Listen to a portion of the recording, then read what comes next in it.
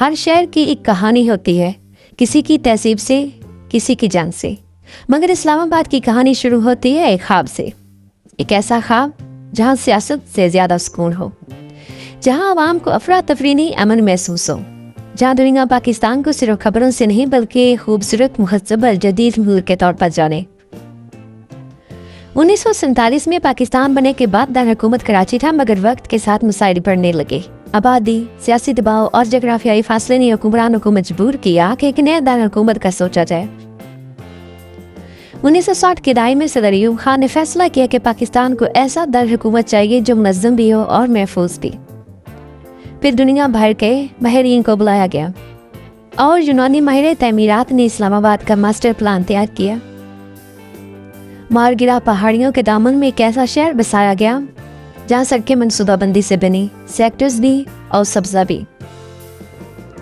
مگر اسلام آباد صرف سڑکوں اور عمارتوں کا نام نہیں ہے، یہاں ہزاروں مزدوروں نے اینٹیں اٹھائی، اپنے گاؤں چھوڑے اور ایک خواب تعمیر کیا۔ کسی نے اپنی جوانی شہر کی بنیادوں میں دفن کر دی اور کسی نے اپنے خاندان سے دور آ کر اسے مکمل کیا۔ آج جو لوگ اسلام آباد کی کشادہ سڑکوں پر سفر کرتے ہیں، شاید انہیں اندازہ بھی نہیں کہ شہر کی مٹی میں کتنی محنت اور کتنی خاموش کہانیاں چھپی ہوئی ہیں۔ وقت گزرنے کے ساتھ ساتھ اسلام آباد صرف پاکستان کا دارالحکومت نہیں رہا بلکہ عالمی سفارتکاری کا ایک اہم مرکز بن گیا۔ ساؤتھ ایشین ایسوسی ایشن فار ریجنل کوآپریشن کے اہم اجلاس منعقد ہوئے، جہاں جنوبی ایشیا کے رہنما ایک میز پر بیٹھے۔ افغانستان امن مذاکرات میں اسلام آباد نے کئی بار اہم کردار ادا کیا۔ دہشت گردی کے خلاف جنگ کے دوران پوری دنیا کی نظریں اسلام آباد پر جمی رہیں۔ پاکستان اور چین کے درمیان تاریخی چائنا پاکستان اکنامک کوریڈور کے بڑے فیصلے بھی اسی شہر میں زیر بحث آئے۔ کشمیر کے مسئلے پر بھی کئی عالمی وفود نے اسلام آباد کا رخ کیا۔ دنیا کے کئی رہنماؤں نے اسلام آباد کی خوبصورتی اور پرسکون ماحول کی تعریف کی۔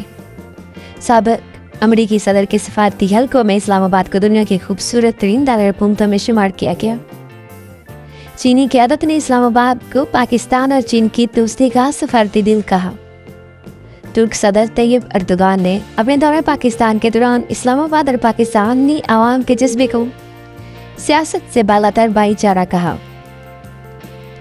اقوام متحدہ کے سیکرٹری جنرل بان کی مون نے اسلام آباد کی سرسبزی اور مہمان نوازی کو سراہا، مگر ہر دارالحکومت کی طرح اسلام آباد نے بھی بہت کچھ دیکھا ہے: سیاسی احتجاج، سیکورٹی خدشات اور بریکنگ نیوز، اور وہ لمحے جب پوری دنیا کے میڈیا اسی شہر کی طرف دیکھ رہی ہوتی تھی۔ لیکن اسلام آباد ہر بار خاموشی سے کھڑا رہا، مارگرا پہاڑیوں کی طرح مضبوط۔ فیصل مسجد کے سائے میں بسا یہ شہر صرف پاکستان کا دارالحکومت نہیں ہے، یہ ایک سوچ ہے، ایک امید اور ایک خواب ہے، ایک ایسا شہر جو سیاست کے طوفانوں کے درمیان بھی امن کی دعا دیتا ہے۔ یہ ہے اسلام آباد، پاکستان کا دل نہیں مگر اس کی پہچان ضرور ہے۔ اگر ویڈیو پسند آئے تو سبسکرائب کرنا مت بھول گئے۔ Thank you very much.